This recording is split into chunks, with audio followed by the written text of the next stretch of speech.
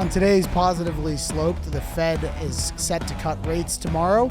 Oracle with an unbelievable earnings report and guidance. NVIDIA struggles a little bit in the midst of some China retaliation.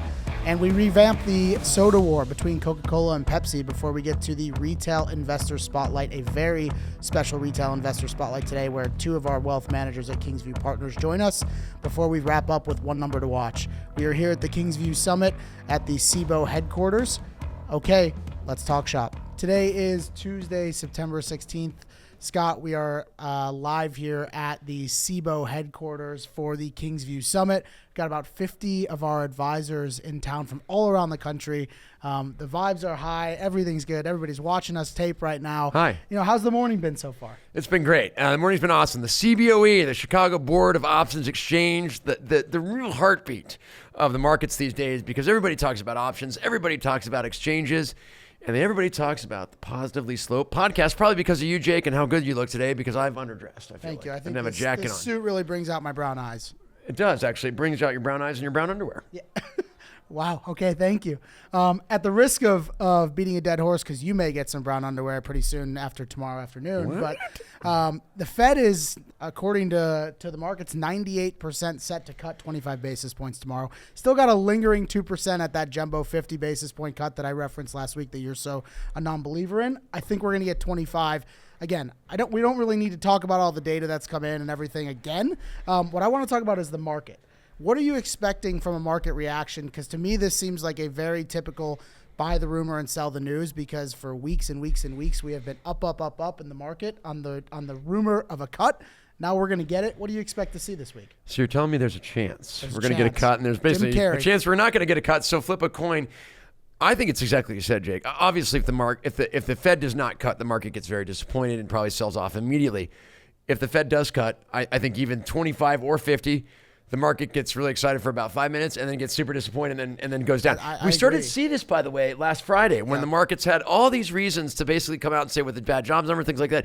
The Friday before, rather, it was like to come out and basically say we had the ability to say, okay, now the Fed's got the lead block. They've got that fullback going through the line to let the running back go through and get that 25 to 50 basis point cut. But then look what happened after that. After the subsequent couple days, the market started to sell off, kind of feel that malaise of, oh, wait a second. We don't want data to be so bad now, do we? Like Scotty Markets said all along on the Positively Slow podcast. So I do think you're right, Jake. I think it is a buy the rumor, sell the news type of thing. Like somebody in the CBOE, like an options exchange trader, would typically say, like, this is one where you can take advantage of that maybe foregone conclusion that maybe isn't so foregone, or maybe too foregone to think about rates going lower as a good thing. Agreed. I think it'll be interesting to see the market reaction, because it's just so high spirits about being at all-time highs, and we keep going up in the face of all this bad data.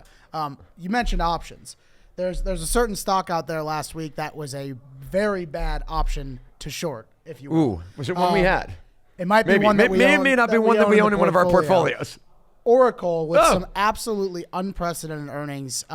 Just to go through the numbers real quick, the actual earnings, the top line, bottom line were pretty modest, but the guidance was below. I've never seen anything like this from a stock, from at least not a meme stock. But you had cloud revenues at $7.2 billion, which is up 28% year over year. Infrastructure revenues up 55% year over year.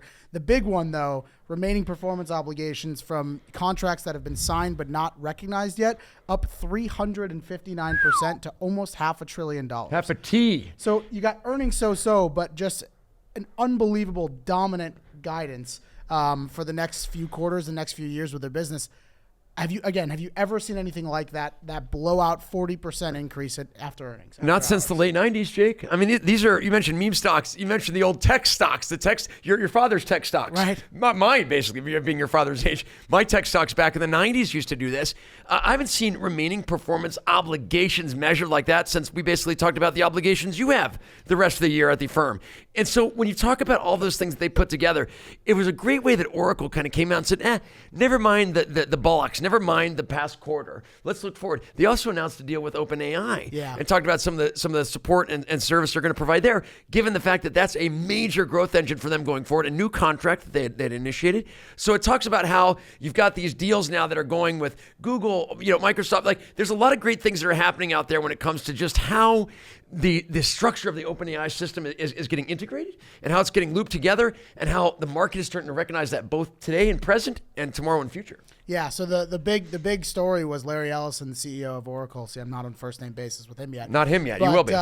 He came out and announced their 4 contracts that they multi-billion-dollar, multi-year contracts, like you mentioned, $300 billion from OpenAI. You had deals with Google Cloud, deals with Microsoft, Amazon with AWS. Basically, every tech company is now kind of tying themselves to Oracle for the computing, for the data centers, for their cloud integrations. Is there any risk of over-concentration for all these companies? I mean, we mentioned Google, Microsoft, and Amazon. They're all using Oracle Cloud to cover their overages from what their cloud systems can't cover themselves. To me, that seems a little concentrated. We've seen China do some spooky things with some hacking. Like, is there any risk here of concentration, at the company level? Just a teensy little bit. If something goes out, if a plug gets unplugged somewhere, right. I think we got a problem. But the funny part about it that is, I think there, Jake, is some backup there that they probably aren't disclosing just completely yet. As far as there's probably some things that if things go wrong, there will be things that will be fixed and plug and played, so to speak. But the numbers, like you mentioned, are absolutely staggering. The confidence level that these companies are starting to have in each other is absolutely staggering. And that's something that has just gone off the charts as far as where these companies, like you mentioned, with Larry Ellison and some of the counterparts with Mark Zuckerberg, Larry and Mark, for example, Larry and Mark being together, talking about different things. Even the way that those companies have started to really integrate has been really amazing. And you mentioned some of the data points and how you're talking about $300 billion, $400 billion. I mean, Oracle is a private company. Yes, right. And Oracle, as a market cap too, Oracle is under $1 trillion in market cap. Yep. So you've got massive revenues that are being added to the future expectation of bottom lines or top lines, and then soon to be bottom lines, because it's highly profitable, by the way, ergo Virginia. It's like there is a reason to have really good excitement if they are even close to being right in these numbers. And God knows what that's going to look, and say in a year or two going forward, which is what we talk about when we look at earnings going forward, when we talk about how great these companies are going to be. This is exactly the jumping off point of thinking of where we're going to start seeing it. Yeah, the stock was up 40% after hours after the earnings report. Pulled back a little bit, gave back close to half of that. But then today, Tuesday morning, we had the stock jumping 5% pre-market again because of not the news, but the rumor of the deal with them buying TikTok. That could be a huge buoy for them as well. I mean, they're just stacking these giant deals that to a point we've discussed many times with the U.S. and China trade issues. This could be a solve for that in terms of TikTok and how TikTok is going to continue to operate in the U.S. But it seems like Oracle is just this mega conglomerate now in the tech space that may get up to that. Maybe that's the first $5 trillion stock. And I would have been real upset if I sold Oracle short last week. I would have. You would have basically, that'd have been a career ender. Yeah. They call that a face ripper. I mean, that's a face ripper and basically chop your head off to boot. I mean, it's one of those things where, Jake, I loved how you put it. Oracle's like this new multifaceted, multi-cloud, multi-system, multi-platform stock that kind of nobody knew about for a while. I mean, they knew about them. We obviously had picked Oracle as a couple of our portfolio funds. Just a couple years ago, and then we traded along the way and actually ran up recently. But it's like that company was kind of forgotten amongst all these other ones that were being talked about. I mean, it was all Amazon, it was Google, it was this, blah, blah, blah. It's like, no, Oracle kind of laid in wait. It kind of held back. It kind of held behind the NVIDIAs and kind of stayed behind the curtain. And then all of a sudden starts to reemerge and it starts to show, my goodness, that they have some pricing power. They have some computing power with the pricing power that they have to show that they can actually deliver the things that a lot of these companies have talked about wanting for many, many quarters. 100%. And you mentioned NVIDIA. That's the next stock I want to cover today. We got news that the State Administration for Market Regulation from China came out and says NVIDIA broke their merger terms when they purchased the Israeli tech company Mellanox in 2020. Something I want to note before we talk about that is that China had approved of the terms in 2020. So my question to you is, do you think this is China positioning themselves to be able to retaliate against the tariffs in ways that are not just re-tariffing us? Is this them saying, we are going to make life hard for American companies that want to do business in China, whether that's on the production or the distribution side? Hi, we're China, and we signed off on this deal 3, 4, 5, 6, 10 years ago. we don't like that deal anymore. We're going to change it and say that you cheated. Right. And it's going to say, China's going to come out and say that they are going to find a way to make that deal not look so good or make that deal not feel like it was really worth what it was at the time. And that's furthermore on the NVIDIA deal that they have with China where they were going to give the 15% back or so on the tariffs. And then China said they broke that deal. I mean, they're basically trying to pick and prod at every little thing that in this case, NVIDIA is doing and some other companies are trying to do with China to try to make relations go well for once. And now they're trying to come out and say, hey, we changed our mind on this regulating authority, this regulating position we had. And so it just goes to show you can't trust China still. Unfortunately, I thought we could this time. Right. Darn it. And it just reminds us. Different. Yes, and it reminds us that this is not a different actor. This is not a different kind of counterpart, but somebody that we do still need. I mean, that's the problem. Given the population growth, given the ingenuity over there, we do still need China. We do still need the consumers there, but it is a very kind of unsteady as you go, and make sure that you cross your I's and dot your T's, and even dot your T's and cross your I's, because who knows what China's going to say about it even a day later, 2 days later, a year later, 2 years later, because they could change their mind anytime and you have to deal with it. But also know that I think companies are going to start to be aware of how they deal with China going forward when it comes to China's internal companies, which we all know are mostly created by the government or controlled by the government. So there's a lot of things that happen and come out of China that I think are going to be very, very challenging going forward, but ones that hopefully we can figure out a way to work with. Yeah, and we had covered in a couple episodes ago, like 12% of revenue, data center revenue for NVIDIA comes from China. China has stalled the H20 shipments, which you loved how I said H20 a few episodes ago for some reason. So Halloween H2O was my favorite movie coming out. They're really, just putting up these walls to try to make business hard.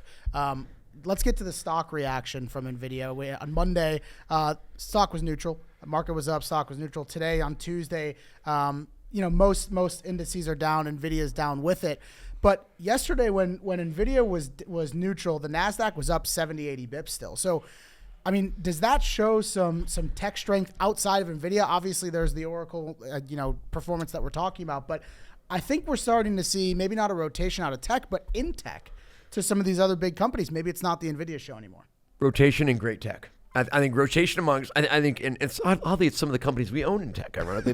The great tech is that, let's say it's about eight companies.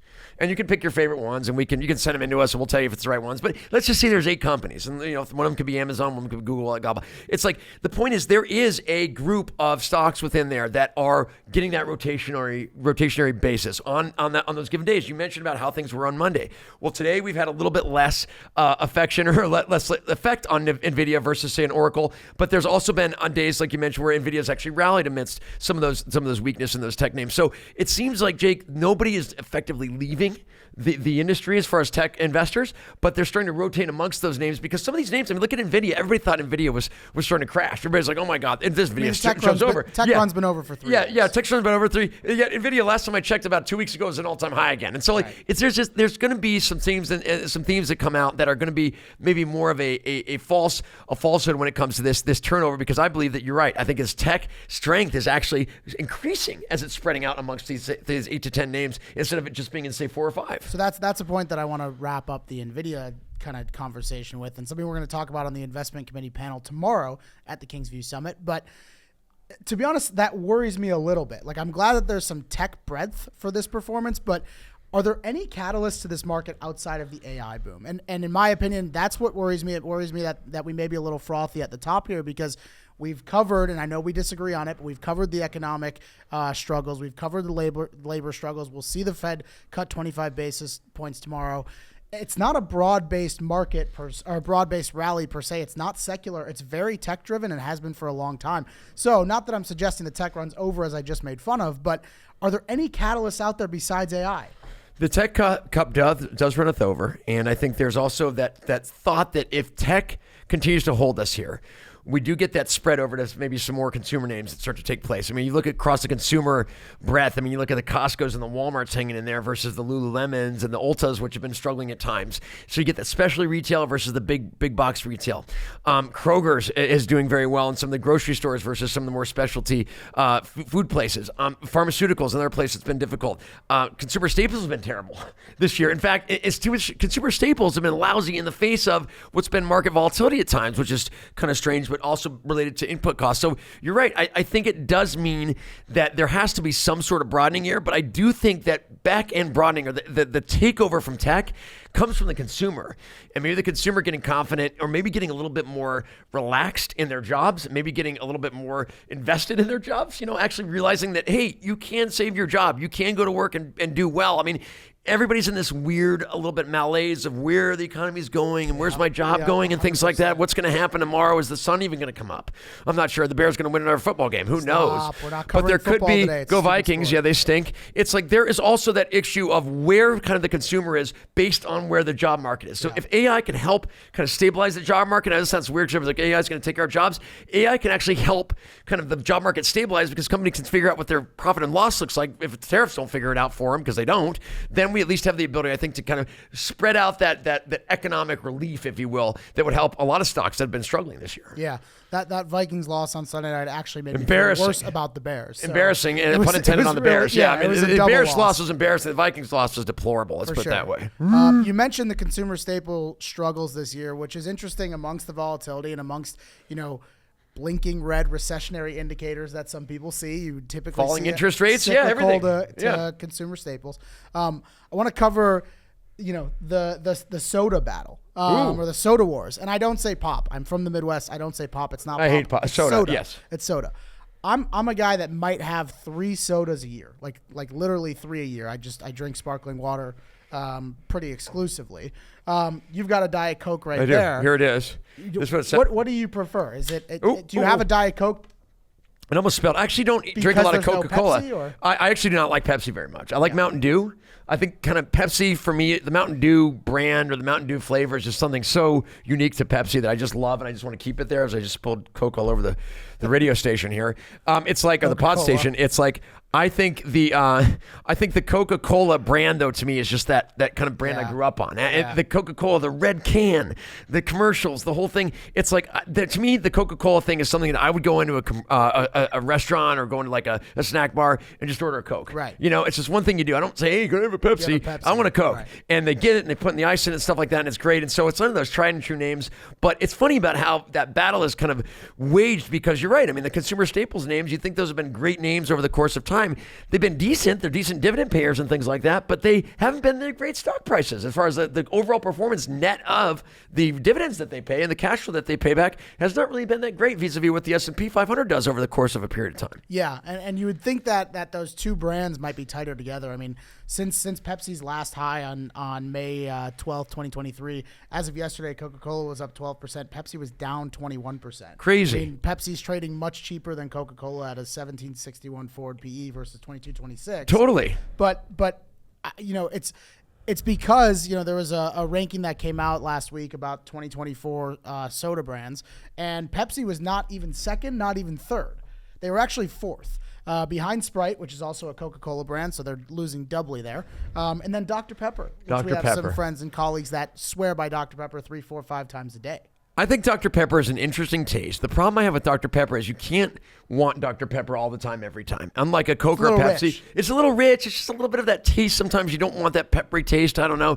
So to me, like the Pepsi Coke is kind of the start and it branches out. But you're right. I mean, the fact that Pepsi was behind that in the fourth brand, because they used to be number 1 and number 2, just tried and true, shows you that it's spreading out a lot more. You mentioned the sparkling water affiliation you have. I like sparkling water too. I like even regular water these days. I can't believe it. Unlike John Daly, I do love water. I think that's also something that's starting to branch out. Maybe people aren't as many Jack and Cokes, Jack and Pepsi. Go to a bar and order that and see if you don't get laughed out of the place. There's a lot of things that are happening to that brand of soda that's changing, and I think these companies are realizing. You mentioned how many brands Pepsi has, Coke as well, hundreds. It's like they've spread out, but a lot of those brands are still not as big and bad as, say, the Coke and Pepsi names are, so that therefore those brands tend to struggle over the course of time or at different times. Yeah, I wonder what you think about the way the two run their business, because you mentioned branding. Coca-Cola is a parent company to 200 plus brands, all beverage. Pepsi's got 500 plus brands and brands that are household in the snack industry, Frito-Lay, Quaker, Sabra hummus. And so interesting thing would be, does Pepsi need to get leaner? I mean, we kind of saw this with Starbucks when Brian Niccol came in and took over last year. He said, we're going to have less stores, and the menu is going to be tighter because margins were down. Is Pepsi in need of a revamp or maybe selling off some of these snack brands?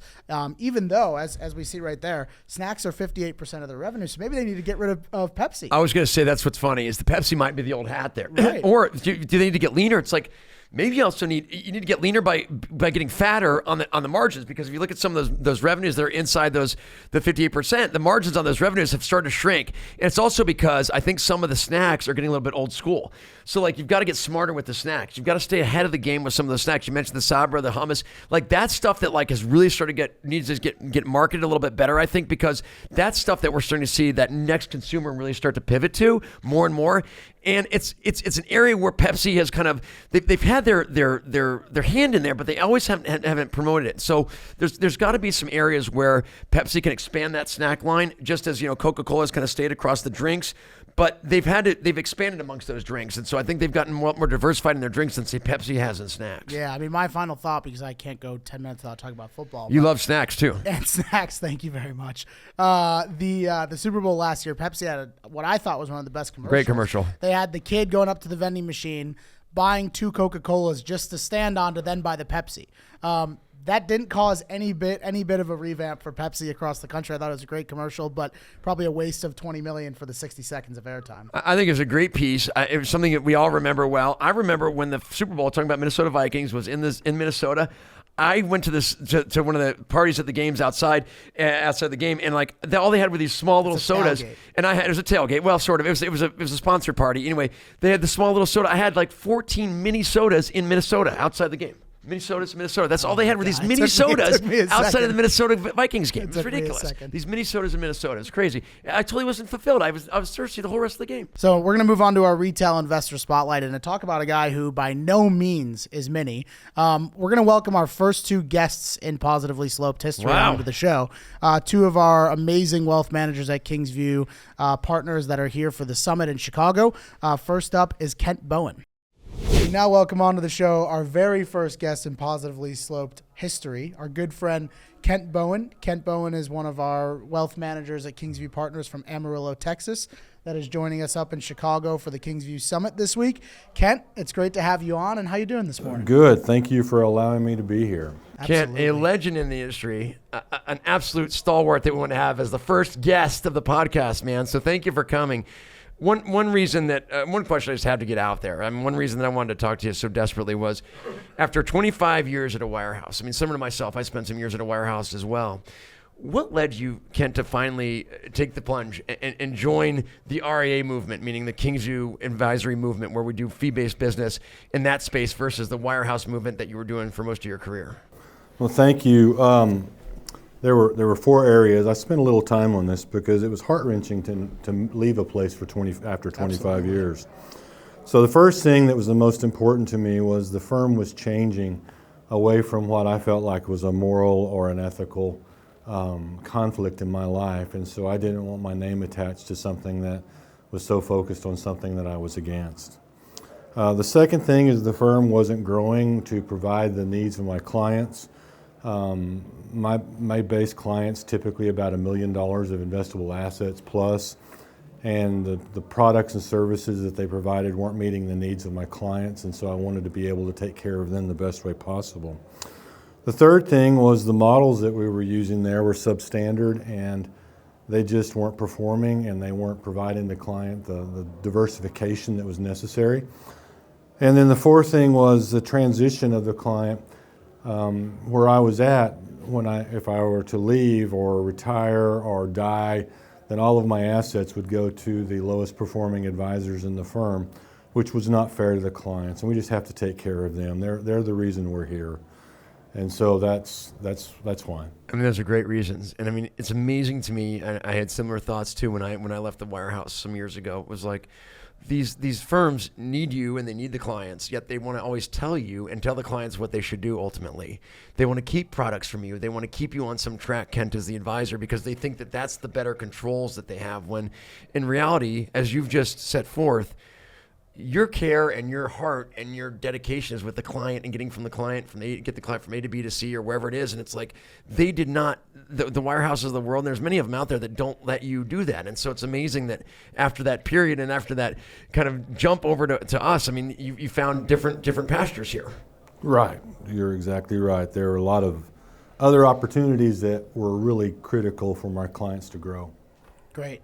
Yeah, and Kent, you and I have worked very closely together over the last couple of years. I mean, I spent 3 weeks at Amarillo with you guys when you moved over to Kingsview. We had some amazing stakes together. Something that we've hit on this show is that equity allocations for clients are at all-time highs across the board. You look at demographics, you look at type of investment accounts. Equities are at all-time highs. We've kind of covered how that might be because of the fixed income issues or just because people want to experience the growth. Is that a trend? Is that a theme that you see in your practice? And how do you handle conversations surrounding risk? I mean, how have those changed over 28 years? Well, we use the risk tolerance model to see what they would like, and that's a variable depending on their mood and emotion of the day. So we have gone into models. They automatically rebalance, and so we don't have to worry so much about the amount of equities that are building up in the portfolio, even though we've had a strong run up in the Mag 7. And so we don't really have to worry about that, and it automatically reallocates. And so these models are something that runs my business. I also come up with a number of analogies for clients when they see volatility in the markets, and so it can meet their risk tolerance needs. And so I have 7 or 8 that I use that help them to understand it a little bit more. Give me a couple of your favorite ones. Like throw out one that we should take away from today, take away with us today. Like when people are looking at a down market like we had in April, we started talking about if you were in a boat and you look at the waves next to the boat, you're going to get seasick. But if you look at the horizon, you won't. And so that's one. Speed limits. Amarillo is 120 miles from Lubbock, and so we talk about driving to Lubbock and how fast we want to go. And sometimes I feel like if I'm going 80 or 90, I'm taking a lot of risk. But if I'm going 65, that might be a little comfortable for me.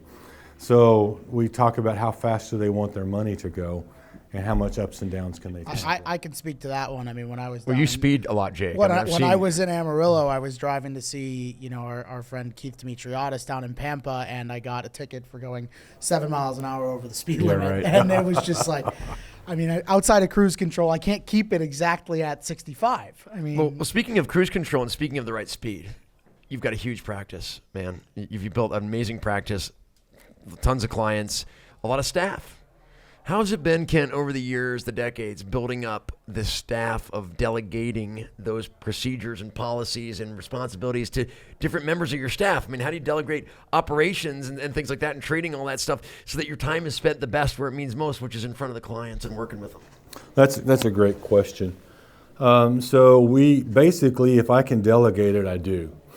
And so we have taken over the years. I brought one of my staff members with me when I transitioned. I have 3 BOAs. And branch office administrators, meaning right, BOA, right. meaning a branch office Correct, administration correct. person. Yes. And so we have delegated everything that we can. They open all accounts. They do all the rollovers. They take all the RMDs. We have a pre-appointment structure that they go through, the beneficiaries and all the information that we need in the account. We have weekly meetings. Surprise and Delight's one of the big things that we do. And so like widows, we send them flowers a year after their spouse passed away, or if somebody turns 70, 75, 80, 85, any multiple of 5 like that, we send them a magazine that like a Look or a Life that was created the month and date that they were born. And so there are a lot of things that we do. We have retirement parties. We have birthday cards. We like cards better than calls, and so we do all of that. They come up with all of our marketing literature and get that approved. They handle everything possible, so I can really work on the clients and generating new referrals. We use CPAs and attorneys as our referral base, so I have lunches with them on a regular basis. I mean, it's incredible. Touch points like that for the clients. I mean, you make yourself a staple in the community, and everybody that works with you wants to talk about you and how amazing of a financial advisor and most importantly person you are. I think we've all at Kingsview discovered that over the last couple of years. Kent, I want to thank you very much for being on the show with us today. Kent Bowen, wealth manager out of Amarillo, Texas. Thank you. We now welcome onto the show our second guest in Positively Sloped history, but second, not least, this is Alicia Warren. Alicia joined us at Kingsview Partners about a year ago in Mount Carmel, Illinois. Alicia, thank you so much for taking the quick drive up to Chicago to be with us for the Kingsview Summit. How's your morning going? It's lovely. I appreciate the opportunity. Absolutely. I'm excited to be on. Happy to have you. So I want to start with where you came from and where you are now. You spent about 10 years or over 10 years at your last firm, working with your business partner, Josh Farley. What differences have you seen at Kingsview compared to the prior firm that let you and Josh run the practice more efficiently and more preferably to how you guys would want? So I think there's a lot of options here that I really enjoy. One of the main things is that everyone here is working to continually improve. So anything that we ask for, it's, yep, here it is, or here's how we can make that work for you, or hey, we can adjust this, let me look into it. And that's just options that we did not have before. So we can truly put our clients' needs first by giving them what they need. I think it's something Scott says all the time in the investment committee, but everybody's rowing the same way in the boat. Exactly. Everybody's rowing forward. We're not here to be, corporate's not here to be a blockade or hinder any progress. We want you to best serve your practice. And we need advisors like Alicia to bring ideas to the table. As great as Jake is at his job, I think. This is the first compliment I've gotten on this show. Okay, as kind of pseudo good as he is, maybe good as he is. We don't know everything, Alicia. I mean, I'm in the business like yourself, but it's like I'm a little bit older than you, believe it or not. And it's like there's not always, not everybody knows the answers. I mean, not everybody has the ideas, especially when it comes to your particular clients that can fit a whole firm. I mean, that's the thing we talked about with Kent was this firm mentality that firms have where it's like, you have to do this and you have to do this and you have to go into a box. It can't be like that because every client's different, every situation is different.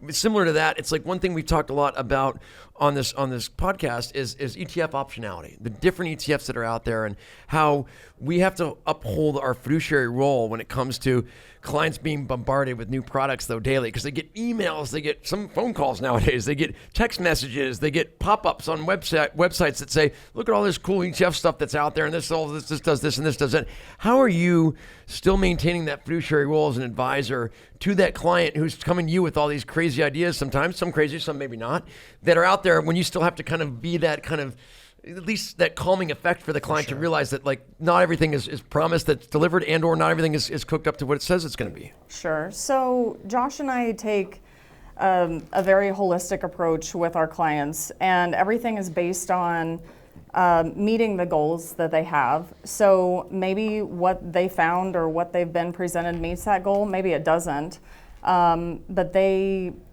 understand that that is our sole interest, whether it's a particular purchase or funding retirement or education goals, whatever it is. And so utilizing, you guys, all of our support staff and anyone that we can basically get a hold of to do all the research is lovely. And then we can I love that. And Josh Farley, your partner in the practice, you bring the idea of the ETF or whatever the strategy is that the client brings to you to a bigger group or other experts that can help you deliver the message to the client to say, hey, this works or doesn't work or whatnot. So a client needs you to be that hub or to be that starting point of saying, hey, Alicia or Josh, I saw this idea somewhere. I read about this in the Wall Street Journal. Or I saw it on CNBC. Can you help me figure out if this works for me? They go to you as your practice and say, in part of your practice and part of your deliverable to them and say, okay, this is how it works for you, Mr. and Mrs. Client, or this is why it doesn't work for you, or this is why you need more of this and so forth. So that's really a great role that you have that I think is a very valuable role that a lot of advisors don't always play for their clients.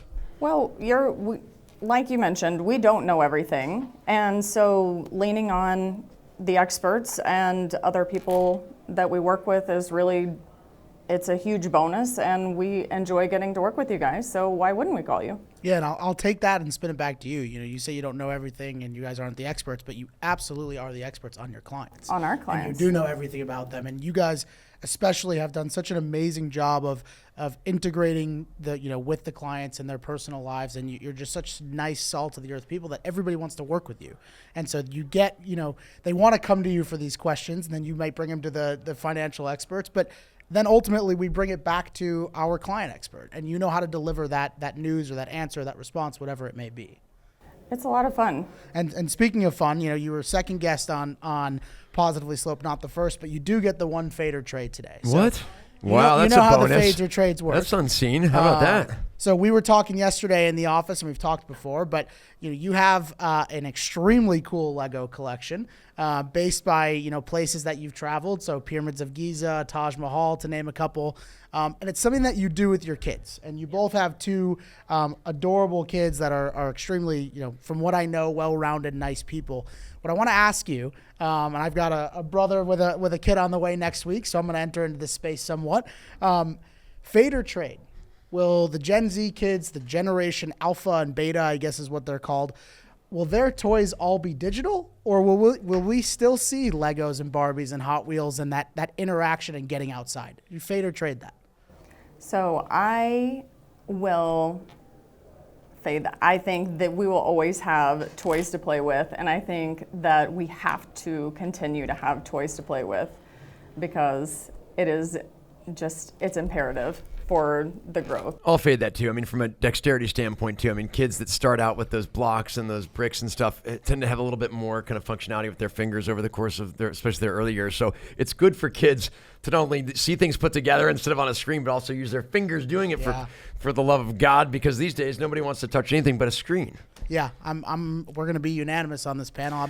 I'm also fading So your nephew's getting a whole box of Legos. My niece or nephew is going to get Legos. We don't know yet. They don't want to find out. Yeah. But I think what we talked about yesterday, like you had a great point that like when your kids, or when kids watch screens, like, and you take it away, they're really sad. And it's like that's a really unusual emotional shift to see. And I think people will always need the motor skill, production or generation by playing with toys, and so I'm fading that. I know my brother has said whichever boy or girl, they're not seeing the screen for 3 years. He also, though, again, because of the football thing that I can't not talk about, he also though did mention, and I think he totally made this up. He said that watching sports with your kid is actually good for them because they learn different emotions and they see, fighting, moving spitting. colors, I mean, if they're watching the Eagles and motor skills happening. I think he made that up, but I don't know. Listen, you find ways as a dad, as a mom too, Alicia, in your case, to find ways to watch things with your kids or do things with your kids that you enjoy in the hopes that the kid will enjoy them. And over the course of time, it's maybe a good activity or good skill that they need to learn. The kid will pick up on it, or maybe you just have another kid and you enjoy it with the other kid. Like I had a daughter first and I had a son second. So yes, we do watch more baseball with my son than we do with my daughter, at least so far in their lives. Well, that's a unanimous fade on the panel. Alicia, thank you so much for being here in Chicago. Thank you so much for coming on the podcast. We really wanted you to be one of the two guests. Alicia Warren, Kingsview Partners Wealth Manager from Mount Carmel, Illinois. Thank you both. Another thank you to our amazing wealth managers, Kent Bowen and Alicia Warren, for being with us today for the Retail Investor Spotlight here at the Kingsview Summit. Scott, let's wrap up today with one number to watch. Do you want to lead off or do you want me to go? Go ahead, Jake. You tend to take the crown here on these numbers, and I just try to bring up the rear, as it were. Okay. My one number to watch for this week is 40%. This is a little bit of a built-in fader trade. A TD Cowen, the TD Bank, analyst group, said there's a 60% chance that the SEC is actually going to follow through on President Trump's wish to go to semi-annual earnings instead of quarterly earnings.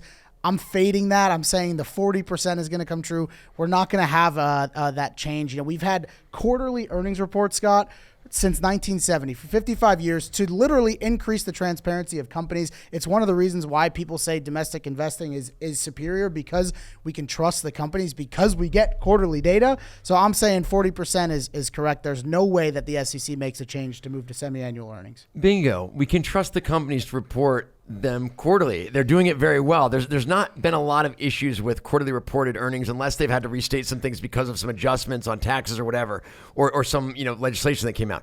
So why would you change that? Why would you always say to the companies, hey, you're doing a great job at doing this quarterly. Let's go to semi-annually. Because the administration doesn't like the numbers for And some by the reason. way, the markets that trade on that very data point says, oh, great, now we only go to every 6 months of data, and those things can be splattered all over the year. Forget about it. You get fiscal years that are going to be all upset, calendar years. It's going to be a big mess. It reminds me of when they were trying to say that the jobs numbers should be reported every quarter. You need transparency. You need liquidity. Absolutely. You need things to be excited about. Like I get excited about things.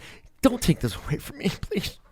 Speaking of things you get excited about, you're the one number to watch today. Yes, unfortunately, things that I'm not very excited about are coming down the pike here, given the time of year, which is, yes, boys and girls, pumpkin time. October 31st, we all get excited about pumpkins. In fact, we're already getting excited about pumpkins because it's happening right now. In fact, if you go to your favorite grocery store, your favorite laundromat, your favorite restaurant, everything's pumpkin. Yeah, In fact, pumpkin detergent? the number is, and your deodorant, Jake. The fact is, do you realize that in aggregate, consumers, the number is 7.4%. Consumers spend 7.4% more on pumpkin-themed items that are on the shelf than non-pumpkin-themed items, just because of the darn smell, the stench, the flavor, whatever it is, just to get the pumpkin in the name to buy it and take it home with them.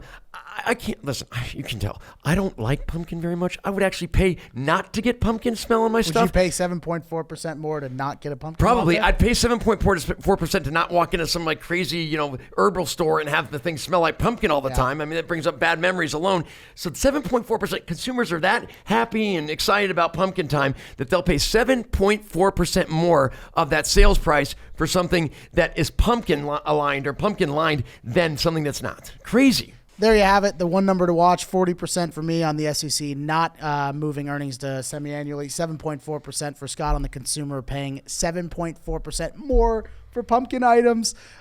Great show today. Big investor, retail investor spotlight with our two wealth managers that were in town. We will see y'all next week for another episode. Kingsview Wealth Management is an investment advisor registered with the SEC. Registration does not constitute an endorsement of the firm by the SEC, nor does it indicate that Kingsview has attained a particular level of skill or ability. Information presented is for educational purposes only and does not intend to make an offer or solicitation for the sale or purchase of any specific securities, investments, or investment strategies. Investments involve risk and, unless otherwise stated, are not guaranteed.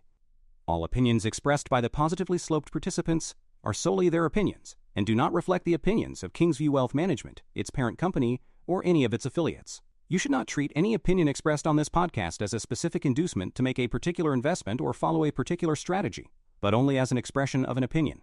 Such opinions are based upon information the positively sloped participants deem reliable. Kingsview Wealth Management serves as portfolio manager to separately managed account strategies and investment advisor to exchange-traded funds. As of the date of this recording, those strategies and funds held positions in Costco, Walmart, NVIDIA, Oracle, and Microsoft, and did not hold positions in Coca-Cola, Pepsi, Google, Amazon, Lulu, Ulta, Kroger, and Starbucks.